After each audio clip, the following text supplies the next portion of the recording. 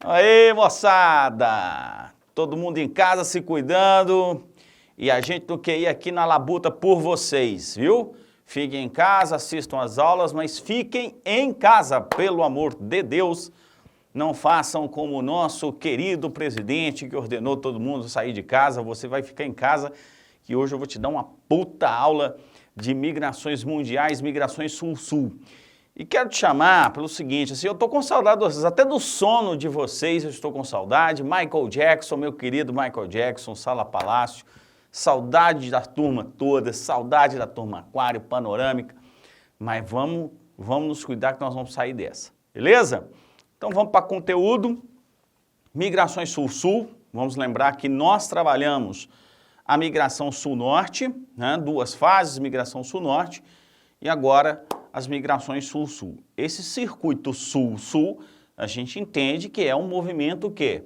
Movimentos migratórios na periferia capitalista. Ou seja, aqui nós estamos falando de circuitos de migração que envolvem os países, né, do sul subdesenvolvido. Lembrem-se que o sul econômico é diferente do sul geográfico, né, o norte econômico, norte geográfico, por favor, né? Você não vai passar da linha do Equador, vai ficar rico ou pobre. Não me irrita, tá? Não me irrita. Então, olha só, movimentos migratórios na periferia capitalista. Motivadores. Todo e qualquer movimento migratório tem motivação, né? Nem migra ao léu, vou conhecer algumas coisas, né? Vou dar um tempo. Não, migração tem motivação.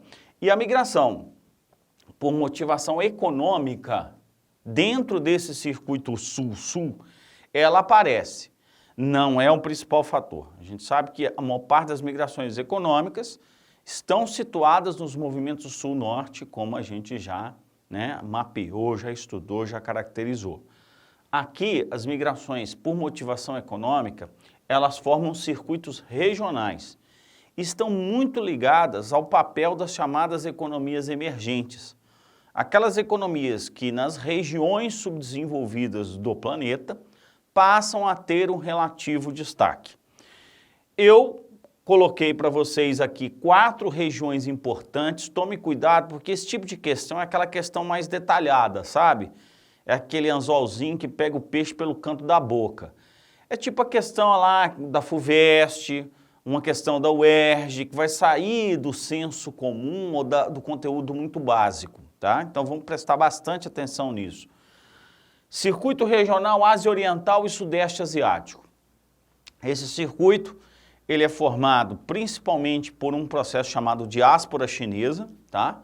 Uma migração realmente em massa de chineses. Essa migração não é recente, ela vem desde os tempos da Revolução Chinesa, com os insatisfeitos com a implantação do regime comunista, tanto que essa diáspora fundou uma outra China, chamada República Nacionalista da China, conhecida hoje como Taiwan, mas essa diáspora também atingiu países como Vietnã, Indonésia, Filipinas.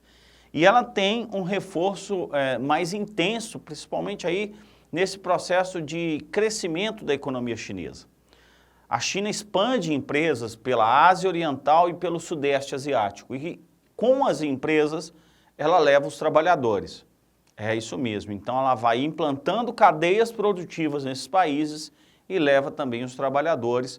E aí, portanto, uma migração de natureza econômica, ligada à expansão das cadeias produtivas chinesas. Ok? Uma segunda linha seria a Ásia Central, Rússia. Circuito formado pela Rússia. Rússia é um país que vive a involução demográfica tem muito tempo, uma evolução que vem desde lá a Guerra Fria, final da Guerra Fria, uma evolução que também teve momentos dramáticos na Segunda Guerra Mundial. Então a famosa cruz russa, que é onde na demografia, principalmente demografia contemporânea, né, foi verificado pela primeira vez esse processo de diminuição da população absoluta, ocorre há um certo tempo na Rússia, ou seja, nós estamos falando de um país de demografia envelhecida e se temos um país de demografia envelhecida, é necessário recompor a população economicamente ativa. Então, o perfil dessa migração na Rússia, ele é muito parecido com o perfil na Europa ou perfil nos Estados Unidos, ou seja, você tem uma migração de trabalhadores ali do Cazaquistão, Uzbequistão, Armênia, Tajiquistão, países que estão situados ali principalmente na Ásia Central, lembrando que eu citei aqui a Armênia não está na Ásia Central, está no leste da Europa. Esses países, né, alimentam o fluxo migratório em direção à Rússia justamente para preencher aquelas vagas de trabalho de menor qualificação. Por exemplo, na Copa do Mundo da Rússia ficou muito clara que a construção civil, né, nesses momentos é bem ativada, e que ali a construção civil basicamente era composta por cazaques, uzbeques, tadiques, né, quer dizer, e inclusive há uma série de relatos xenofóbicos dos russos em relação a essas outras etnias, ok?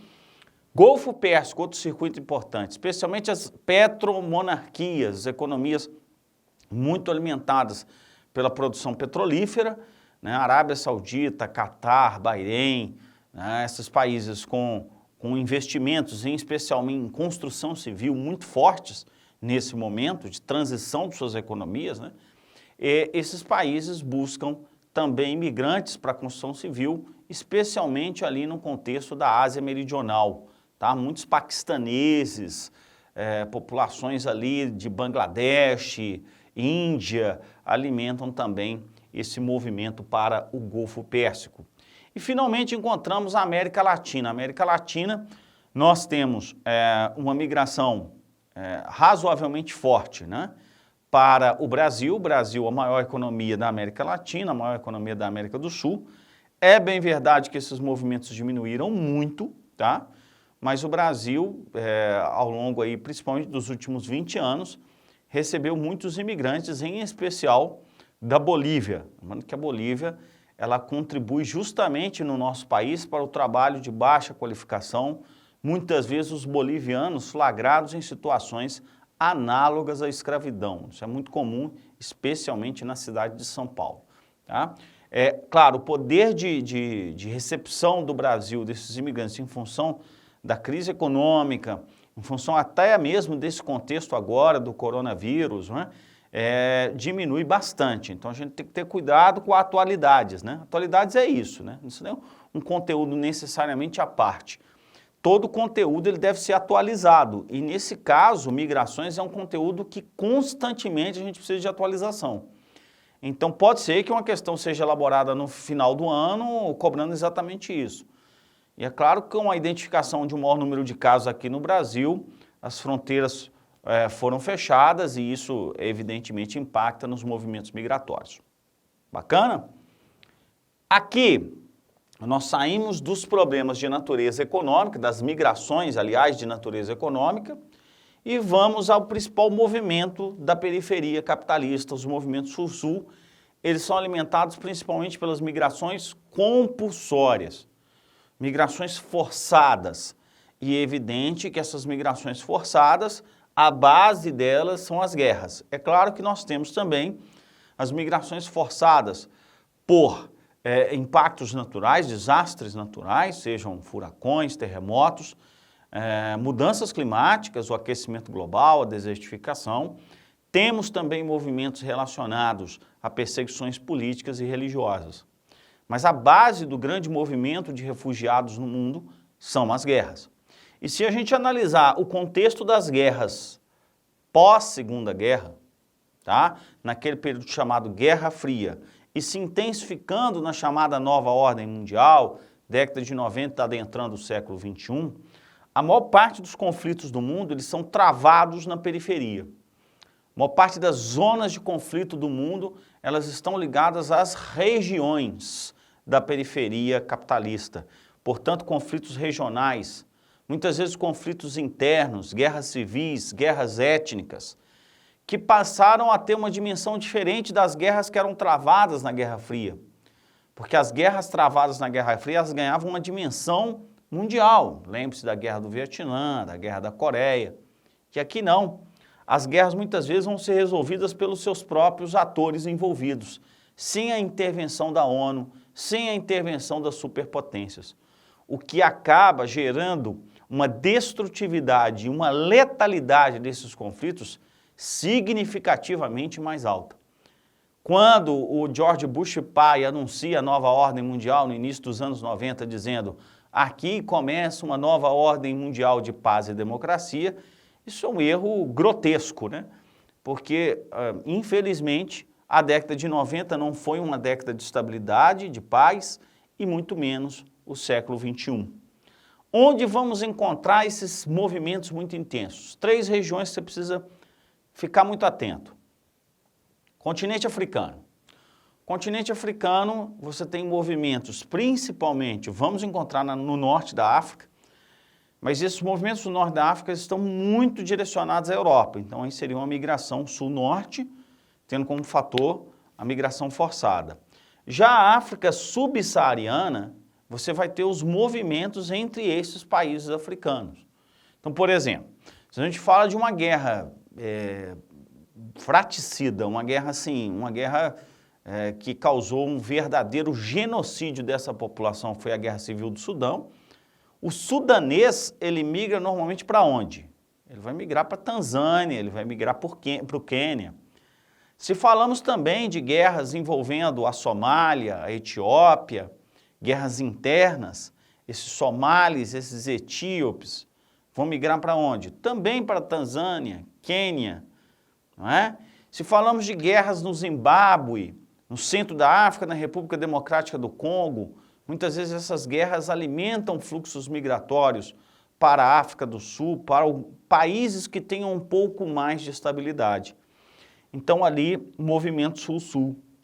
Ásia Meridional, circuito migratório muito importante, especialmente um circuito migratório relacionado a guerras também de característica étnica.